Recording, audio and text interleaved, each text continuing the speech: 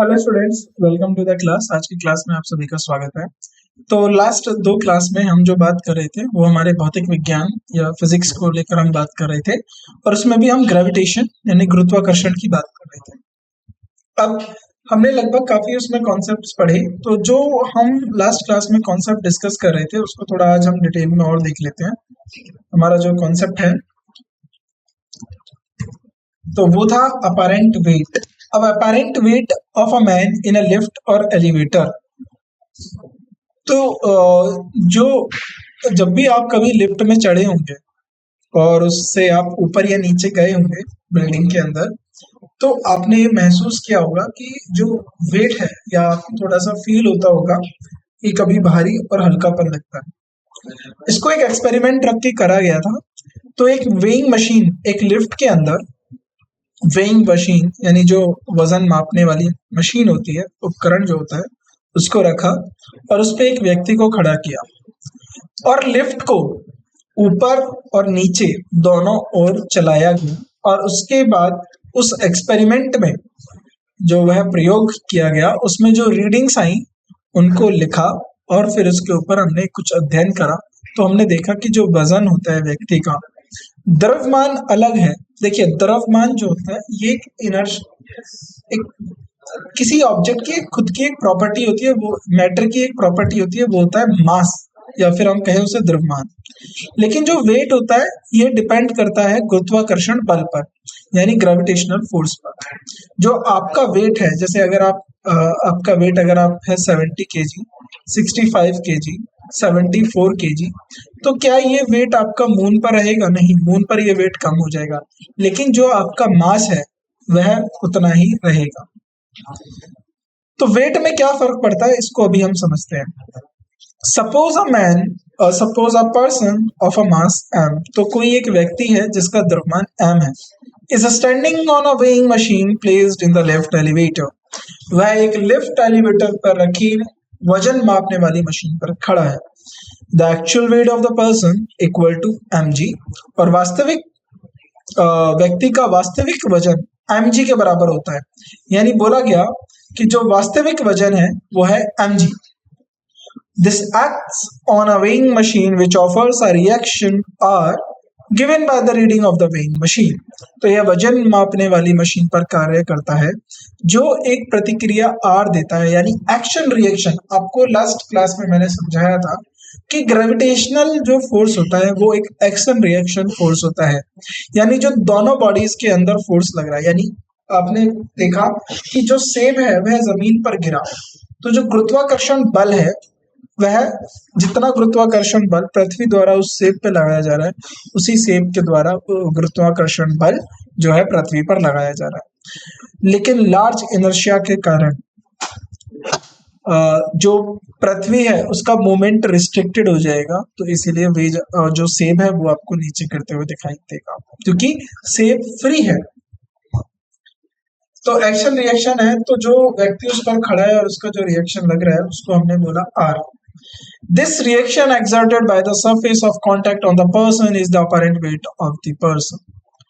संपर्क की सतह द्वारा व्यक्ति पर निर्भर की गई इस प्रतिक्रिया को व्यक्ति का प्रत्यक्ष वजन कहा जाता है। तो इसको हम बोलते हैं apparent weight। We shall discuss how R is related to mg in the following different situation।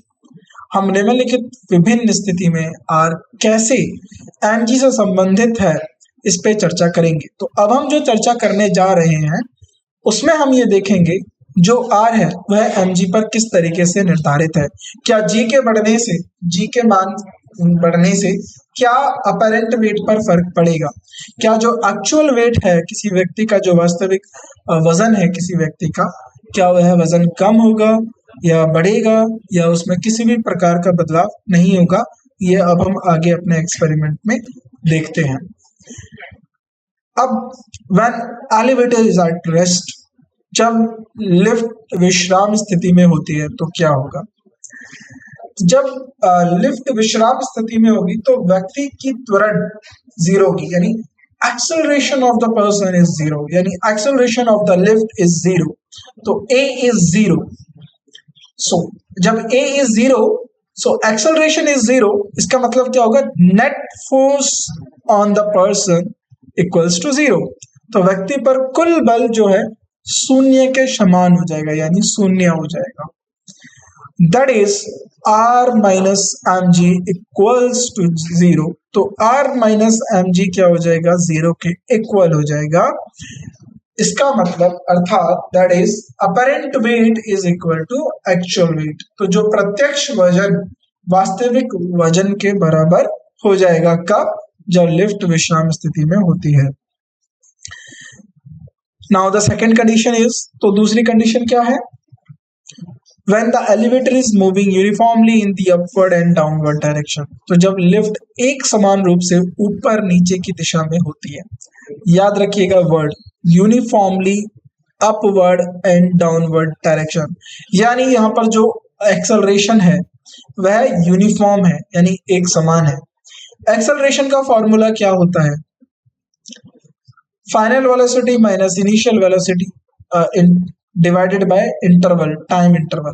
यानी कोई गाड़ी 5 मीटर प्रति सेकंड की स्पीड से चल रही है टी टाइम में, T2 टाइम में वह गाड़ी अब 15 मीटर प्रति सेकंड की स्पीड से चली गई, तो उसके वेलोसिटी में कितना चेंज आया, 10 मीटर पर सेकंड का चेंज आया। कितने समय में आया, मान लीजिए वह समय आ गया 10 सेकंड का, तो 10 metre per second divided by 10 second which is 1 metre per second square. तो हर एक मतलब 1 मीटर पर सेकेंड स्क्वायर उसका क्या हो गया, एक्सेलरेशन हो गया। तो अगर वेलोसिटी में चेंज नहीं है, यूनिफॉर्मली कोई लिफ्ट ऊपर या नीचे जा रही है, तो इसका मतलब है तुरंत शून्य के समान हो गया, जो एक्सेलरेशन है पर्सन का वो जीरो हो गया। इस केस में भी जो अपरेंट वेट होगा वो एक्चुअल वेट के बराबर होगा। तो जो प्रत्यक्ष वजन है वह वास्तविक वजन के समान होगा। अब थर्ड कंडीशन आती है, when the elevator is accelerating upward, जब लिफ्ट ऊपर की ओर त्वरित गति से बढ़ रही हो। त्वरित गति से बढ़ने का मतलब है कि now this time there is a change in acceleration। तो अब इस समय की बात करें तो अब इस वक्त जो त्वरण है उसमें बदलाव हो रहा है, यानी त्वरण बढ़ रहा है या उस तरीके से बदलाव हो रहा है। तो जब ए में बदलाव होता है तो इसका मतलब है कि बल अब अपना कार्य करेगा, क्योंकि न्यूटन का दूसरा नियम क्या कहता है, F equals to M A. ये नहीं है दूसरा न्यूटन का। यहां से हमने ये फॉर्मूला निकाला कि जो फोर्स है वो द्रव्यमान और त्वरण का उत्पादक होता है, यानी force is product of mass of a body and the acceleration. तो एक्सेलरेशन में हुआ बदलाव, तो यानी त्वरण में हुआ बदलाव, तो इससे हमें पता चलेगा कि जो फोर्स है उसमें भी बदलाव होगा। Suppose uniform upward acceleration of the person is in the elevator A. तो मान लीजिए एक लिफ्ट में व्यक्ति के समान रूप की ओर त्वरण A. Net upward force on the person, तो नेट व्यक्ति पर नेट ऊपर की ओर बल कितना होगा, F equals to M A. तो अब ये जो फिगर आपको मैं बना के दिखा देता हूँ, तो यानी कोई लिफ्ट है, ये ऊपर की तरफ जा रही है, तो जो F हो जाएगा वो हो जाएगा R माइनस एम जी। ठीक, तो ये F क्या हो जाएगा, M A equals to R minus M G. तो इधर की तरफ लेके आएंगे इसे, तो R इक्वल्स टू एम ले लीजिए G प्लस ए। यानी अगर कोई लिफ्ट एक्सेलरेटेड होकर ऊपर जाती है तो अपरेंट वेट ज्यादा हो जाएगा एक्चुअल वेट से, यानी व्यक्ति का प्रत्यक्ष वजन वास्तविक वजन से अधिक होगा। Hence apparent weight of the person will be more than actual weight of the person. Next condition, when the elevator is accelerating downwards, तो जब लिफ्ट नीचे की ओर त्वरित गति से जा रही होती है तो तब क्या होगा, जब लिफ्ट नीचे की ओर त्वरित गति से जाएगी तो मान लीजिए ए एक्सेलरेशन से लिफ्ट नीचे की तरफ जा रही है, तो डाउनवर्ड में ये माइनस में आ जाएगा, साइन चेंज हो जाएंगे। तो बस आपको याद रखना कि एक्सेलरेटेड होकर अगर ऊपर जा रहा है तो वजन बढ़ेगा, अगर नीचे जा रहा है तो वजन कम होगा।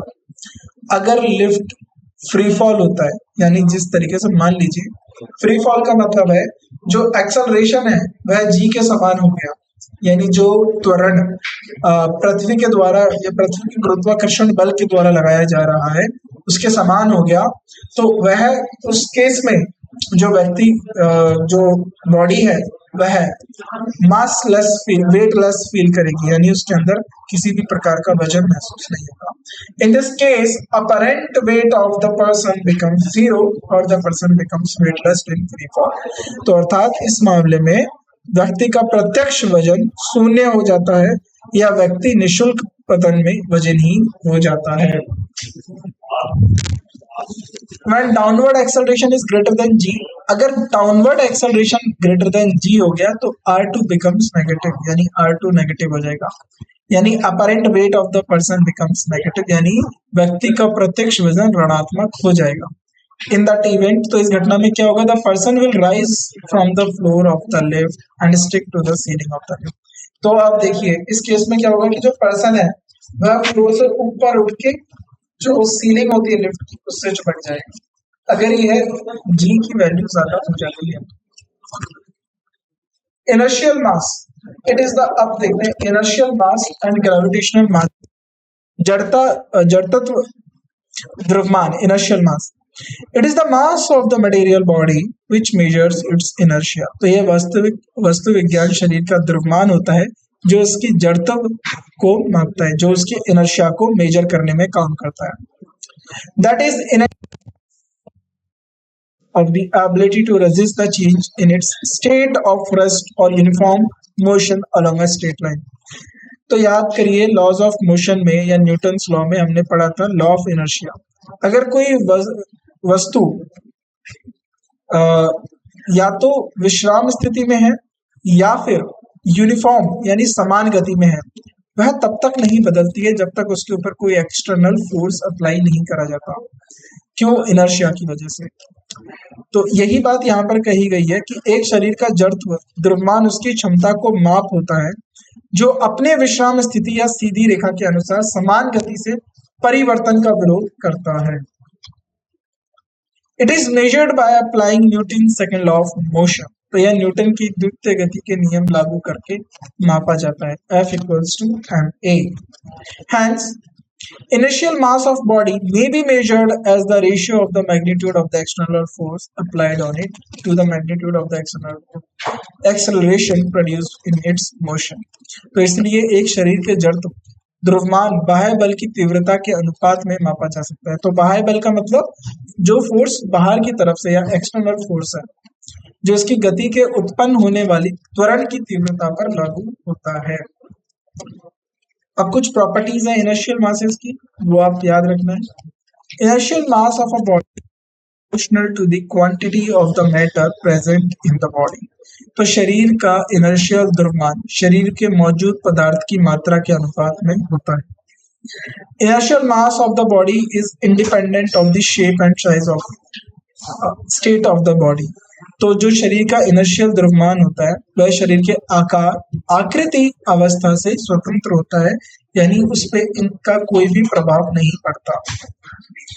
Inertial mass is conserved during a chemical reaction and the process of physical combination. रासायनिक प्रतिक्रिया और भौतिक संयोजन की प्रतिक्रिया के दौरान जड़ता द्रव्यमान संरक्षित रहता है।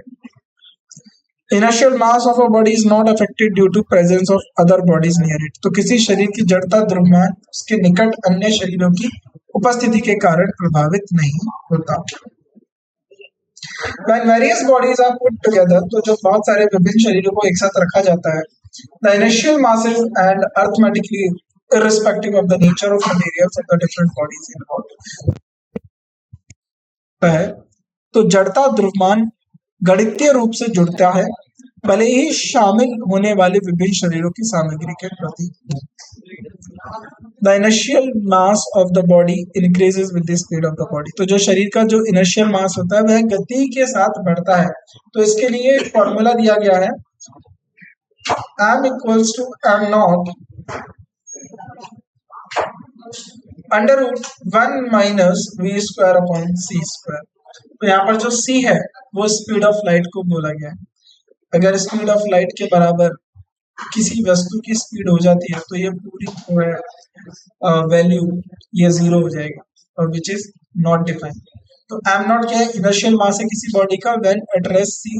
सी क्या है आपका? स्पीड ऑफ लाइट यानी प्रकाश की गति। The above relation is a consequence of special theory of relativity. तो ये जो रिलेशन नीचे से निकल के आया ये क्या कहाँ से प्राप्त हुआ? स्पेशल थ्योरी ऑफ रिलेटिविटी से हमें इसके बारे में और ज्यादा व्याख्या मिली। It may be mentioned here that the mass is constant for a body at ordinary speed. तो मान लीजिए स्पीड बहुत बहुत कम है irrespective of its position or surrounding। तो यह उल्लेख किया जाता है कि समान गति ए पास शरीर पर द्रव्यमान स्थित परिवेश के बावजूद स्थिर रहता है। यानी ये बहुत छोटी स्पीड्स को लेकर बोला गया कि अगर बहुत छोटी स्पीड हो तो जो इनर्शियल मास है वो बॉडी के एक्चुअल मास के बराबर रहता है। However, when speed of the body v is comparable with the speed of light, जब शरीर की गति प्रकाश की गति के समान होती है, the mass increases with the increase in speed, तो जो मास होगा उसमें भी गति के साथ वृद्धि होगी और v जो है c के बराबर हो जाएगा। तो जो ये सवाल उठता है कि क्या यह संभव है कि हम स्पीड ऑफ लाइट यानी प्रकाश की गति के साथ चल सकते हैं या नहीं?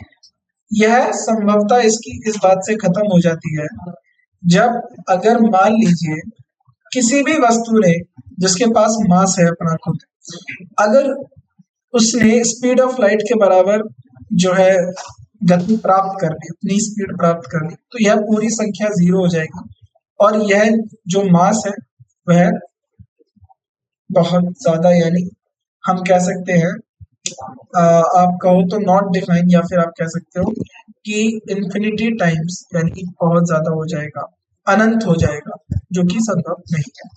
तो जिसका मास अनंत हो उसको इतनी और स्पीड पे भेजने के लिए और ज्यादा ऊर्जा चाहिए और इतनी ऊर्जा प्राप्त करना जो है रियलिटी में वास्तविक में संभव नहीं है।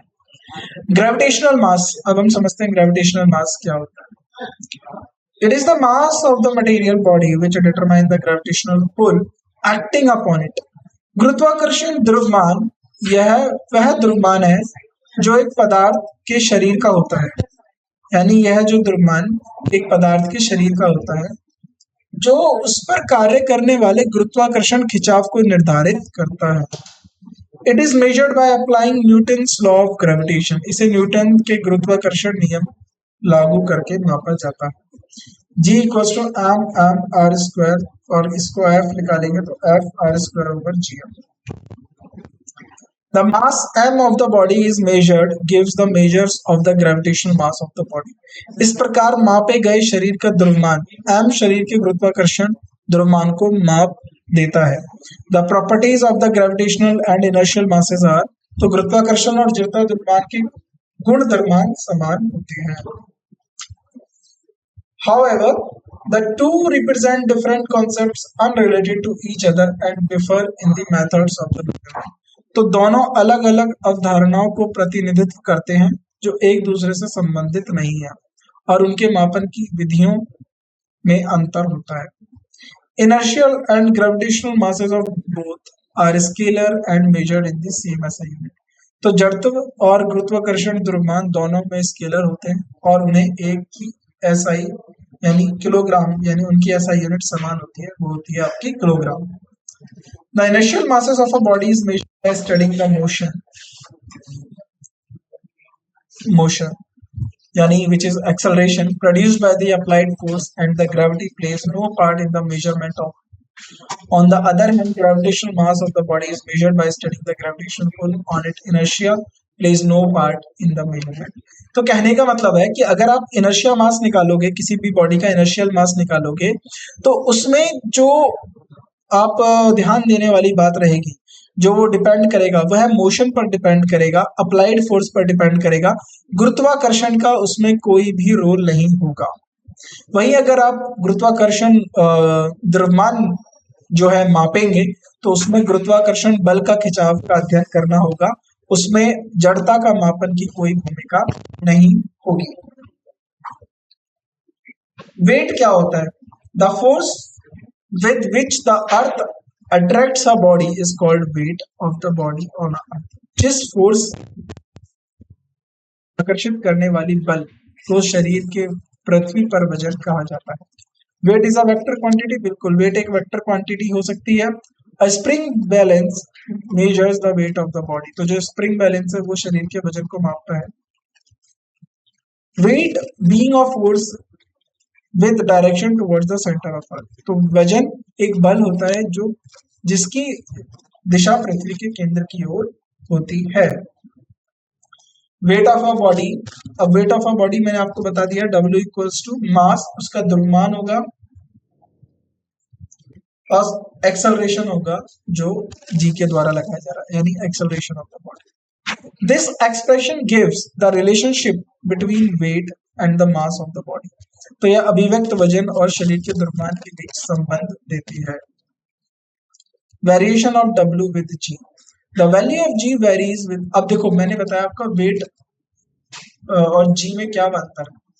तो आपको पता है G जो है जगह जगह पर बदलता है, मैंने बताया पोल पे अलग होगा और पोल पे G की वैल्यू ज्यादा होगी और इक्वेटर पे G की वैल्यू कम होगी, उस हिसाब से वेट में भी फर्क होता है। तो G का मान पृथ्वी की सतह पर स्थान से स्थान यानी स्थान स्थान के हिसाब से अलग होता है। भूमध्य रेखा पर कम होगा और ध्रुवों पर अधिकतम होगा। उसी प्रकार जो वेट है भूमध्य रेखाओं पे कम होगा और ध्रुवों पर वजन जो है ज्यादा होगा। It decrease with altitude and also with depth of the earth surface. तो यह ऊंचाई के साथ घटता है और पृथ्वी की सतह की गहराई के साथ भी घटता है। So the weight of the body, weight of the given body also varies from place to place. इसी प्रकार जो है वेट प्लेस टू प्लेस जो है बदलता है। For different planets, the force by which the body is attracted towards them will be different, hence the weight of the same body will be different on the different planets. तो याद करिए starting में मैंने आपको moon का example दिया था, चंद्रमा का। तो जो वेट आपका यहाँ पर है उससे एक 1/6 यानी 1/6 करे तो उतना कम जो है वजन आपको मून पर देखने के लिए मिलेगा, चंद्रमा पर देखने के लिए मिलेगा। क्यों? गुरुत्वाकर्षण बल जो पृथ्वी का है वह ज्यादा है अगर हम उसकी तुलना करें चंद्रमा के गुरुत्वाकर्षण बल से। और वेट को क्या ऐसा यूनिट होती है, वेट जो होती है हमारी न्यूटन में। Weight is being a force, तो वेट एक फोर्स है, इसकी ऐसा यूनिट होती है न्यूटन में, जिसको हम सीजीएस सिस्टम में डाइन बोलते हैं। Comparison of mass and weight का आप कंपैरिजन देख लीजिए, क्या होगा comparison. It is measure of the quantity of matter containing in the body at rest. तो यह विश्राम स्थिति में शरीर में समाहित पदार्थ की मात्रा का माप है। वेट क्या है? It is the force with which the earth attracts the body. तो यह पृथ्वी द्वारा शरीर को आकर्षित करने का बल है। यह स्केलर क्वांटिटी होती है मास, वहीं वेट हम देखेंगे अगर ये बल है तो ये वेक्टर क्वांटिटी है। मास का ऐसा यूनिट केजी है, वेट का ऐसा यूनिट न्यूटन है। It is measured by a physical और बीम बैलेंस, तो it is measured by spring balance. तो इसको बीम बैलेंस या फिजिकल द्वारा मापा जा सकता है, इसको स्प्रिंग बैलेंस के द्वारा मापा जाता है। Mass, it is constant for a body and does not change by changing the place of the body. तो जो द्रव्यमान होता है वह शरीर का स्थिर होता है, वह जगह के साथ नहीं बदलता, शरीर को जगह के साथ बदलता नहीं है। It is not constant of a body but varies from place to place on the earth surface with altitude and depth from the earth surface. तो यह एक शरीर के लिए स्थिर नहीं होता, लेकिन पृथ्वी की सतह पर स्थान से स्थान और ऊंचाई और पृथ्वी की सतह की गहराई के साथ बदलता है, क्योंकि इसके ऊपर जी की वैल्यू निर्भर करती है। तो जो अगला टॉपिक है वो हमारा सैटेलाइट है, उसको हम अपनी नेक्स्ट क्लास में डिस्कस करेंगे। तो यहाँ तक जो बातें आपको बताई गई अपैरेंट वेट को लेकर, अपैरेंट वेट को लेकर और ग्रेविटेशनल मासेस और इनर्शियल मासेस को लेकर, वेट और मासेस को लेकर, ये आप अच्छे से समझ गए होंगे। मैं उम्मीद करता हूँ किसी भी प्रकार का इसमें कोई भी ऐसा पॉइंट नहीं होगा जो आपको प्रॉब्लम करा होगा या फिर आगे कोई प्रॉब्लम होगी।